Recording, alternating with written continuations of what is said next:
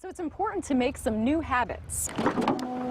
Palin Back says to take your purse and or briefcase and your cell phone and throw it in the back every time you leave.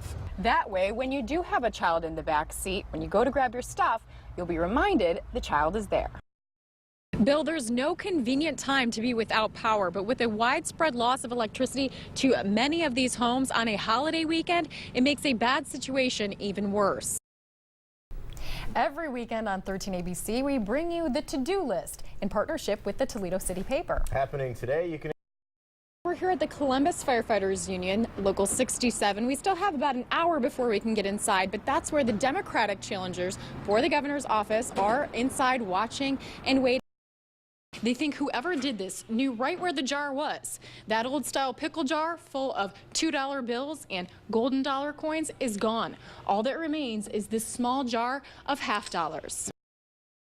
New this morning, ODOT has approved a $2.4 million grant to improve 2 streets in Findlay. The Courier reports the funds will enhance Main and Court. Millions of Americans were on the prowl for deals yesterday, but the scene wasn't quite as wild as previous Black Friday. Now here's something you won't see in the back of an Oasis kitchen every day. Bags and bags and bags of bottles of water. The owner says they've been going through 2,500 to 3,000 bottles of water a day between all 4 stores. A Denver Nuggets fan got super excited at a basketball game last night. We're super excited that somebody got it on video. He put some moves that have gone viral. Check this out. He's apparently... A family tradition of daily acts of kindness led to a young Waterville boy's decision to really pay it forward. It ended up touching a whole family and inspiring others. 13 ABC's Kristi Leigh has the story, all new at 5:30. It says Detroit Tigers. Miles Eckert found a $20 bill in the parking lot while walking into Cracker Barrel to eat with his mom and sister. I think most kids his age, she's going to be 9 next month, would have been like, oh, let's go buy a video game. I found $20. And now Miles and Marley together decided our waitress, it's her lucky day. But that same day, Lieutenant Colonel Frank Daly of Perrysburg came to grab lunch with his wife. I happened to be in uniform because it was a break from work for me. Mr. Daly walked in and Miles' eyes lit up and he looked at me and said, Mom, we're supposed to give that $20 to that soldier. My wife noticed a little guy behind me that kept trying to approach me, and then he'd run back to his mom. And he was super, super excited, and he asked me if I had a pen and paper, and he wanted to write him a note. Lieutenant Colonel Daly ended up getting the $20 and the note that read, Dear Soldier, my dad was a soldier. He's in heaven now. I found this $20 in the parking lot when we got here. We like to pay it forward in my family. It's your lucky day. Thank you for your service. Miles Eckert, a Gold Star kid. When I saw that soldier, it made me think of my dad. So I decided to give it to him. Miles' father, Andy Eckert, died in the line of duty in 2005. I could hardly keep a composure. And then finally, at the bottom, it said that he was a Gold Star kid, and so that indicated to me that he had a loss in the family. How did that make you feel when he came over and said thank you?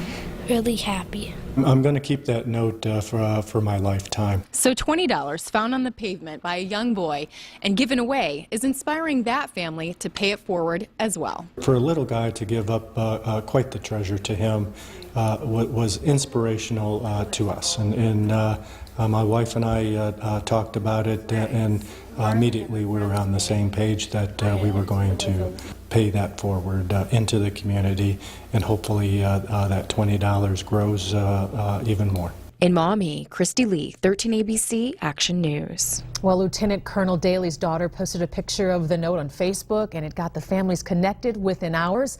They plan to stay in touch.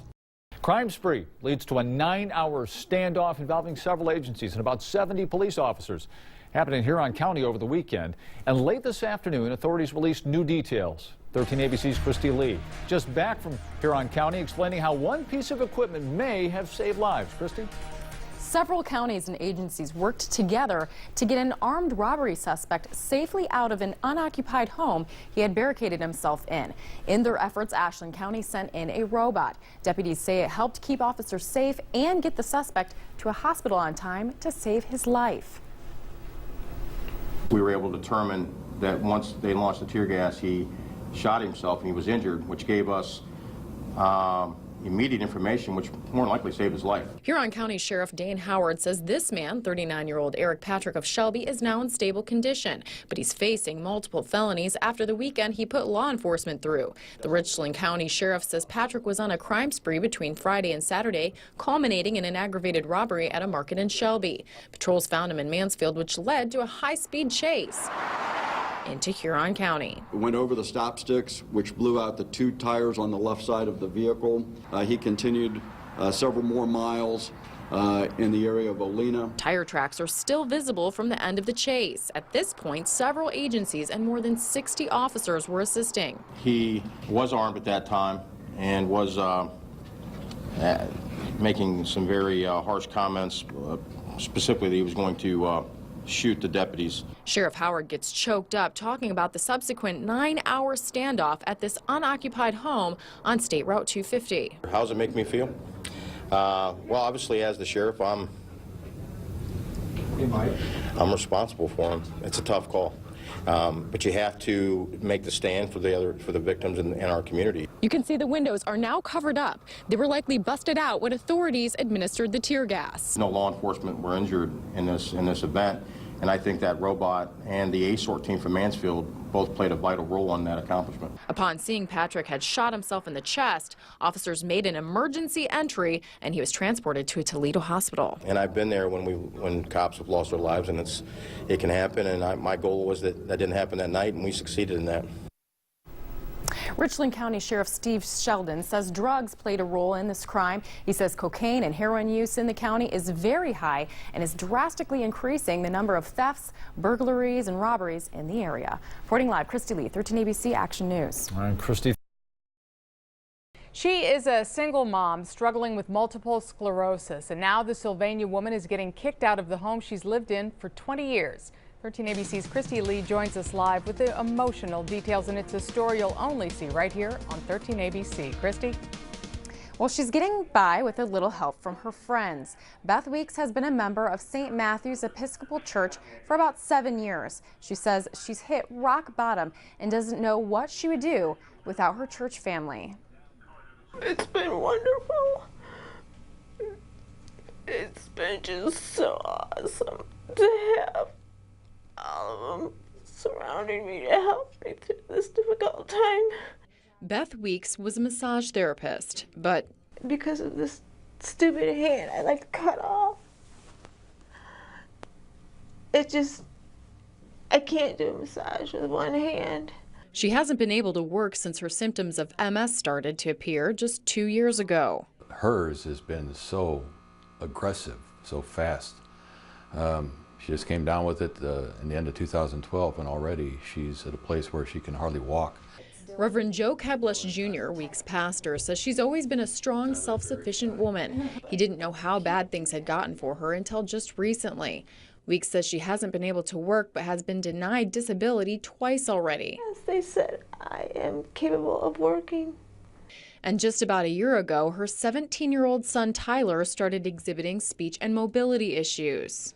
Trying to figure out his deal, and there's no answers for any of that.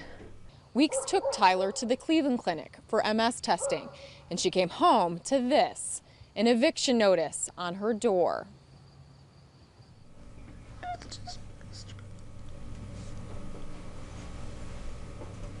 Just been like one thing after the next.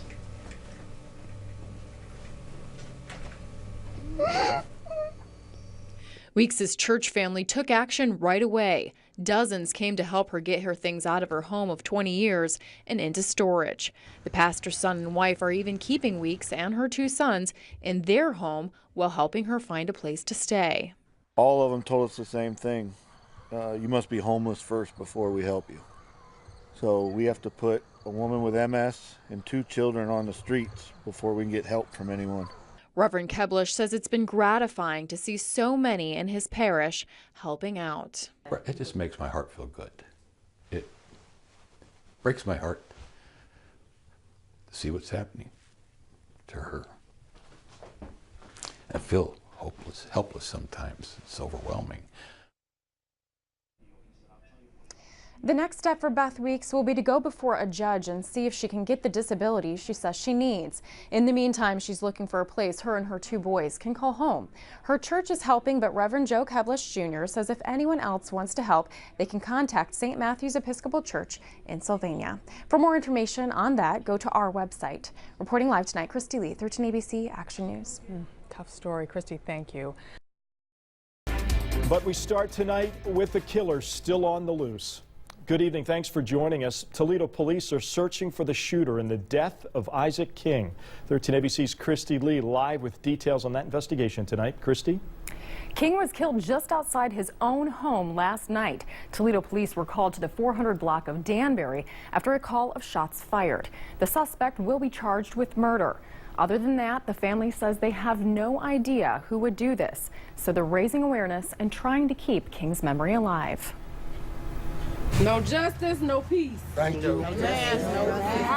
Lights raised up in memory of Isaac King Jr., known affectionately as Ike. Within 24 hours, this was a home, then a crime scene, and finally a vigil. I asked everybody to come out at 6 o'clock, because this is about the same time my dad was shot. And I just wish that car would have showed up right now. It's been a very rough 24 hours for King's children. Just to hear your father being shot down and killed really hurts me. It just hurts so bad inside. Just love my father, man. I just want him to get justice. That's it. King's family has had a mix of emotions, but one is dominant right now. I'm just shocked. This is unbelievable, and it's a tragic and a major loss for our family. The family says they have no idea who murdered King. He was a good guy. He didn't bother nobody. He could work on cars. He could detail them. He could wash them. He was like a jack of all trades. He could do some everything. He was a family guy, and he did not deserve to be treated like an animal. All they can do is hug and pray. We ask that you comfort our hearts. And wait for justice. They just left him out here like a piece of meat, out here on the ground. I don't understand it. I hope they find who did this. It was a cowardly move. Everything, boy! The family is asking the person responsible to turn himself in.